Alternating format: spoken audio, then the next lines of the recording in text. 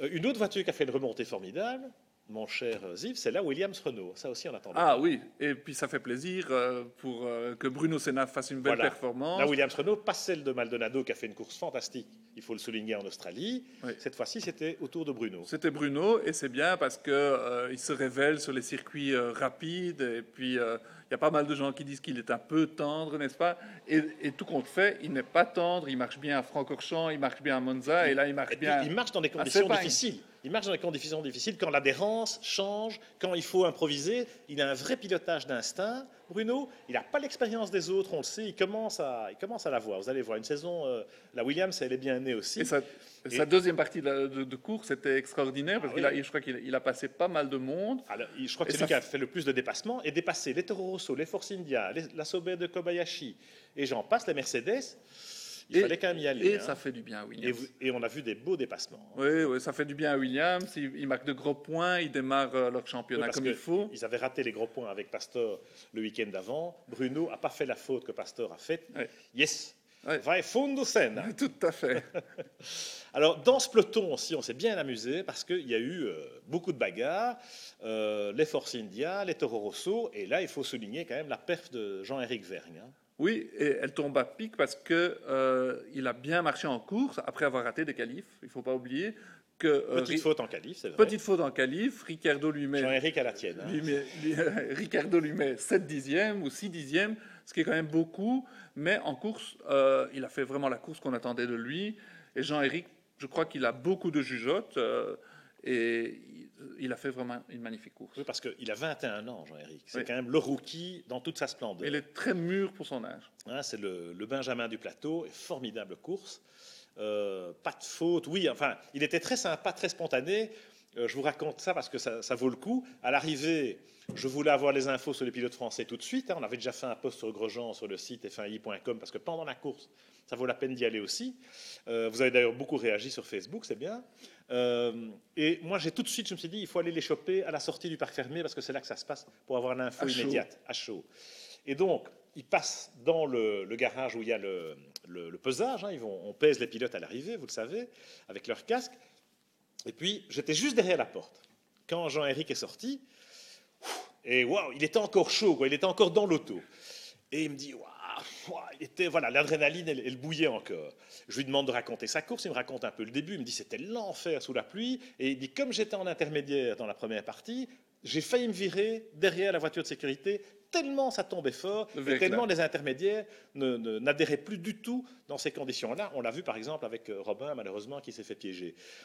Mais Jean-Éric m'a dit, même sous safety car, j'aurais pu me virer, j'ai failli prendre le mur pendant la neutralisation des voitures de sécurité. Donc il m'a dit, quand il y a eu le drapeau rouge, merci petit Jésus, surtout que la direction de course a imposé des pneus pluie par la suite pour le nouveau départ. Donc Jean-Éric, il a économisé un pit stop en quelque sorte. Oh, mais il faut un peu de bol dans ce genre de situation. Vrai. Et l'histoire retiendra qu'il a marqué ses premiers points, 4 points d'un coup. Qu'il a dominé Ricciardo fort qui est pendant, une pointure, la course, donc hein, bon, parfait. Ouais. Il a été très fort parce que les Force India étaient à un haut niveau et il est parvenu à s'intercaler entre Di Resta et Hülkenberg pour aller chercher des gros points. Franchement, il n'a pas fait de faute aussi dans les dépassements, dans la gestion des dépassements des attardés ou quand les leaders...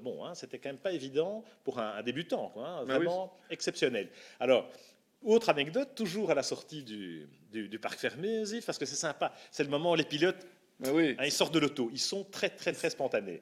Et je parlais avec Jean-Éric, il me raconte son histoire d'intermédiaire sur le mouillé derrière la safety car. Et il y a Nico Hülkenberg qui sort à son tour du pesage, il vient le voir et lui dit « Waouh !» Et là, on sent l'estime, les gars qui se respectent ou pas, parce que dans les 24, là, ce n'est pas toujours le cas. Hülkenberg, il ne connaît pas bien Jean-Éric. Hein. Voilà, ça fait 2 grands prix.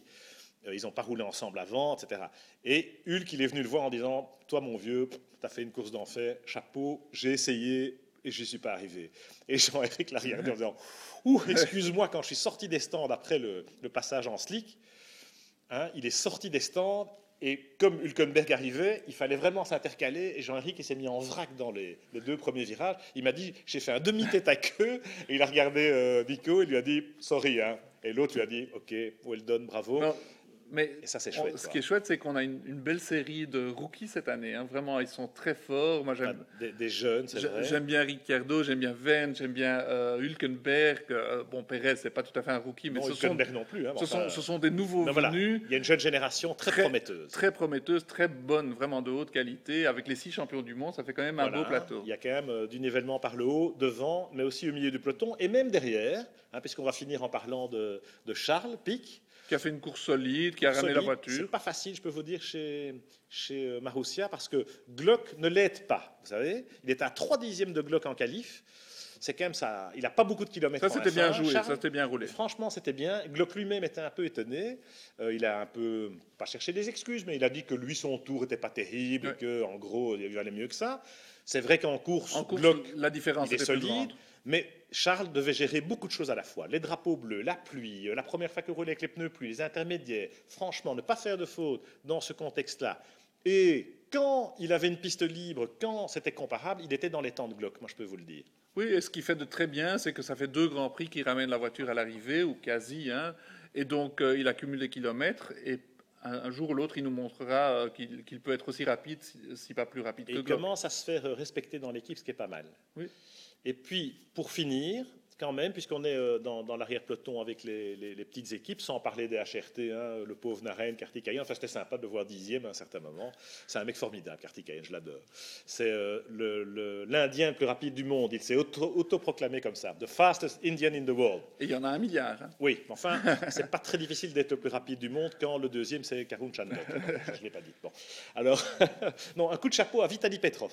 Oui. Parce que là, avec la Caterham. C'est vrai qu'il a pris la mesure de Kovalainen, qui l'année passée a donné des baffes à Trulli, si j'ose m'exprimer ainsi. Voilà. Donc là, Petrov, il arrive chez Caterham. Sympa qu'il soit plus vite que Kovalainen sur ce coup-ci. Et qui a une grosse cote. Moi, je pense parfois qu'il est peut-être un peu surfait. Petrov qui est plutôt sous-estimé. J'ai bien aimé cette course-là. En qualif et en course, Petrov, voilà. Il a fait une course, franchement, Kovalainen n'est pas... Bon, il n'est pas parvenu à suivre le rythme de Petrov. Et il y a peu de gens qui croyaient que Petrov était capable de faire ça dans des conditions aussi difficiles, un peu comme Bruno Senna chez Williams. Donc ça, je trouvais assez sympa. Tout à fait. Mais bien que je sois un peu déçu des performances des Caterham, parce que j'imaginais quand même que Gascogne réussirait à les amener, disons, au niveau de Williams.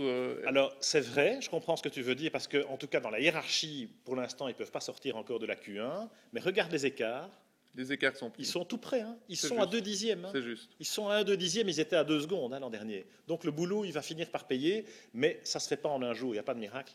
En tout cas, c'était chouette de voir toujours dans la sortie là, au parc fermé, de voir Petrov et Oksana, sa manageuse, qui avait le sourire. Ça faisait du bien parce que quand même, ils ont passé un hiver difficile aussi. Et ce qui était très marrant de voir, c'est que les premiers mots de Pérez, alors qu'il avait encore toujours son casque, il est allé chez Alonso, il lui a dit « J'ai failli t'avoir, mon ami ». Oui, oui. Et ça, c'était chouette. Alors, évidemment, il y a un peu la polémique sur est-ce qu'on a fait marcher Radio Ferrari chez Sauber. Franchement, moi, j'y crois pas. Je ne le crois pas non plus. En revanche... Je ne veux pas le croire. Non. En tout cas, pas comme ça. En revanche, le message de l'ingénieur de Checo, comme on appelle Sergio, c'est que le message était clair. C'était, fais pas le con, la 2e place, on a besoin des gros points. En même temps, on se dit... Et puis, c'est le meilleur résultat de Sauber de leur histoire. Dans l'histoire. Donc, ils ne voulaient pas passer à côté. Non, mais en même temps, quand on peut gagner un Grand Prix, et franchement, ils pouvaient le gagner. Ils pouvaient le gagner. Voilà. En attendant, tout est bien qui finit bien. Forza Ferrari. Voilà, et je crois qu'à Maranello, il y en a pas mal qui poussent un ouf de soulagement parce que j'avais quand même l'impression que des têtes allaient tomber. Et là, ça leur donne un peu de répit. Je peux vous dire qu'à Maranello, ils ne doivent pas prendre du répit parce que c'est pas demain la veille qu'on va retrouver Alonso aux avant-postes comme ça, parce que les circonstances ont été particulièrement chanceuses ou exceptionnelles pour lui. Alors, Alonso en tête du championnat après 2 Grands Prix. Je crois qu'ils peuvent allumer un cierge à la Madonna. Voilà, on nous aurait dit ça oui, il y a 8 jours. C'est le miracle. Voilà, c'est le miracolo. Voilà. Eh bien, on se retrouve la semaine prochaine, mon cher Ziv. Mais avec grand plaisir. Pour un briefing cette fois-ci, celui du Grand Prix de Chine. Le prochain rendez-vous, FAI.com, évidemment, toute la semaine, on est là en permanence. C'est l'info en continu de la Formule 1. Rendez-vous sur le site, bien sûr. Voilà, sur le site et sur Facebook. Aussi. Vous êtes déjà combien 5000, c'est au-dessus de 5000 voilà, en 8 jours.